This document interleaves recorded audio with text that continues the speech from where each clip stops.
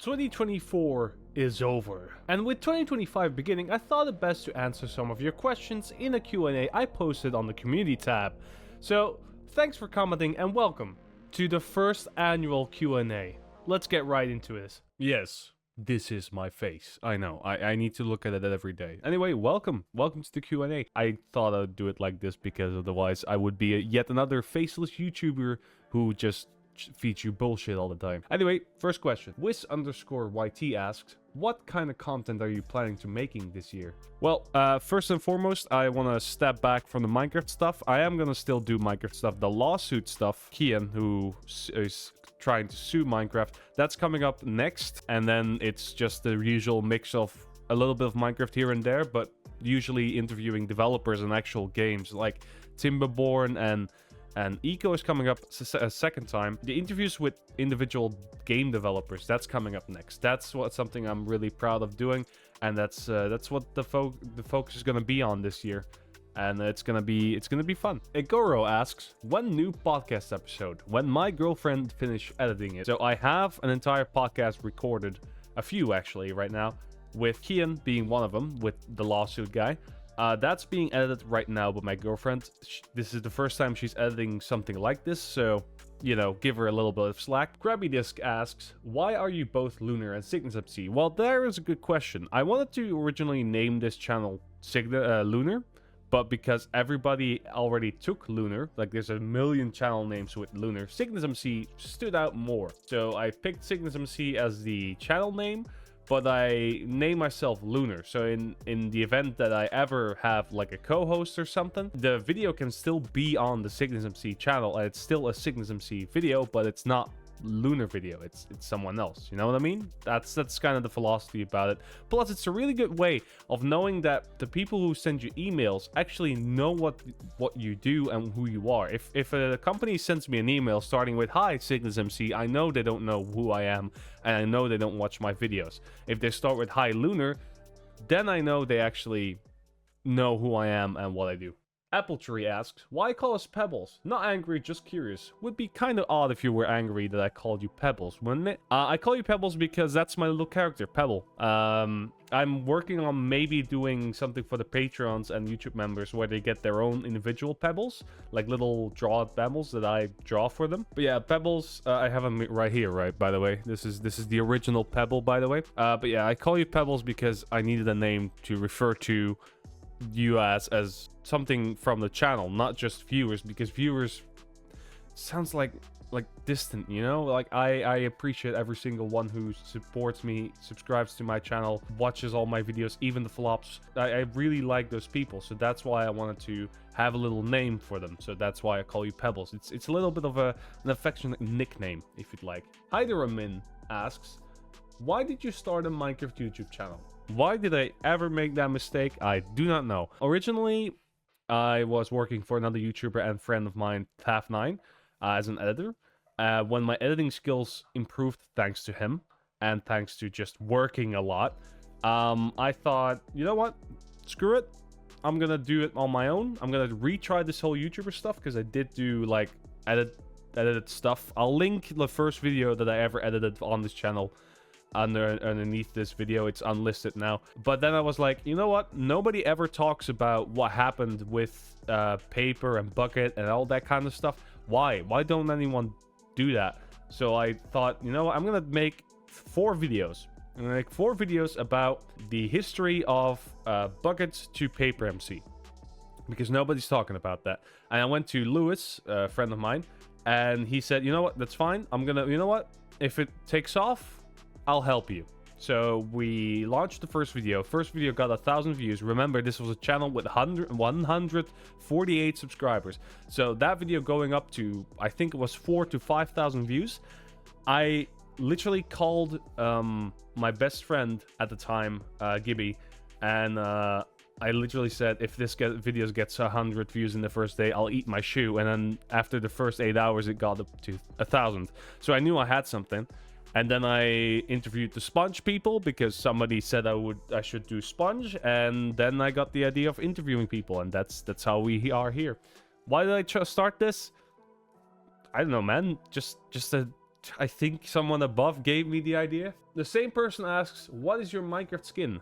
This one. That's my Minecraft skin right now. It has been for the past 12 years. I'm too tired. I'm too lazy to change it. I don't play Minecraft enough to even change it. Timer asks, what month of the year do you hate the most? I used to be February, but nowadays I really hate August because it's really, really, really warm. But at the same time, that's the only time I get a day off, so yeah. HooBZC asks, how did you get into modded Minecraft? Tekkit Classic. I literally got into Minecraft because of Tekkit Classic. I played it, I think, like, at this point, 12 years ago, if that's a thing. The Tekkit Classic exists in 2013, but I started playing Tekkit Classic, fell in love with it, never wanted to play anything else. I played on multiplayer servers, I played so much of it, and then I kind of fell off Minecraft for a bit, and then came back, and then played Texit or Hackit, something like the Hexit mod combined with Tekkit, and then I made my own mod pack and ran a modded Minecraft mod pack for a long while. Pixelmania it was called. We had an official server, we were launching and stuff, and then yeah, kind of stuff happened, and then I kind of nowadays just. If I ever play Minecraft, it's a create mod pack. ETW 5600X asks, what's your personal favorite mods to play with right now? Again, Pebblecast. That's a good list of the mods that I play with. You can download it, play it. We have a server running for all the community members. That's kind of the mods that I like, especially Create. Create is one of my favorite mods they ever made. And Seasons, actually, for Fabric. That's also a really good mod that I wanna maybe interview. It's gonna be fun. Ian asks, how do you get rich quick? Well, have you ever heard about this thing called crypto? The Wandering Trader asks, what do you think of PayPal Honey? What do I think of PayPal Honey? They never sponsored me, so if that's a plus point for you, that's what I think about it. I don't know, man. Life gets really easier when you don't fucking watch every single dramatic thing that happens in the world. You know, it's important to be informed, but don't go too deep. So what do I think of PayPal Honey? I don't know enough about it. I haven't watched the video at all, but I do know Linus Tech Tips is involved, and that doesn't surprise me at all. Amoto Z asks, what are your thoughts on the drop system? Are you scared we will never see anything like the Nether update and Caves of Cliffs update again?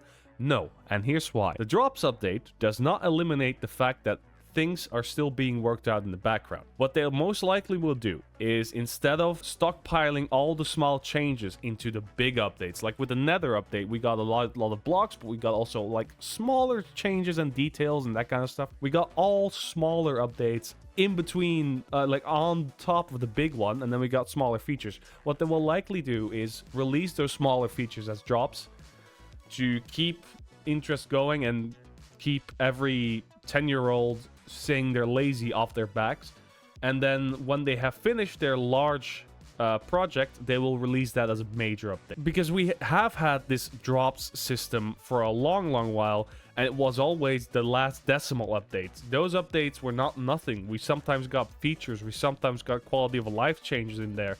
It has been here for a long time. So people who are saying that we will never get another Nether update or a Caves of Cliffs update are just fearmongers and literally don't know what the fuck they're talking about or know anything about game development. Combat Disc 7227 asks, do you think eco has a potential to grow, or will it forever stay really niche and small? And how do you like the fact that they put microtransactions in the game? Haha, catch 22 there. Eco will likely remain niche to a point. I do believe the name Eco Global Survival will be popular, but the people playing it will always remain a little bit low just because of the time investment in there, and you need to be a certain type of person to actually enjoy what's going on, because a lot of servers emphasize the really important fact of economy.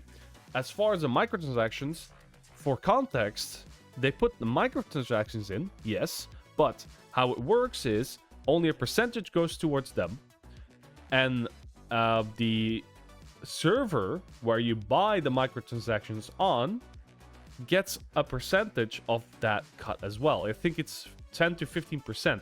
So you're also you're supporting their development, you're supporting the server you're playing on, and there's another cut. I think it also goes to charity, like 5 or 10% also goes to charity, because they are at the end of the day trying to make aware that there's global warming. I think this is one of the better microtransaction systems that we have ever had. You're not paying some giant multi-conglomerate company millions of euros every month in microtransactions to then just go into one CEO's greedy pocket. You're actually helping both the server and community you're playing on, charity, and you're helping the development of a game that you usually are quite passionate about. I think it's pretty good. HubiZC asks, what do you think of the Minecraft Marketplace?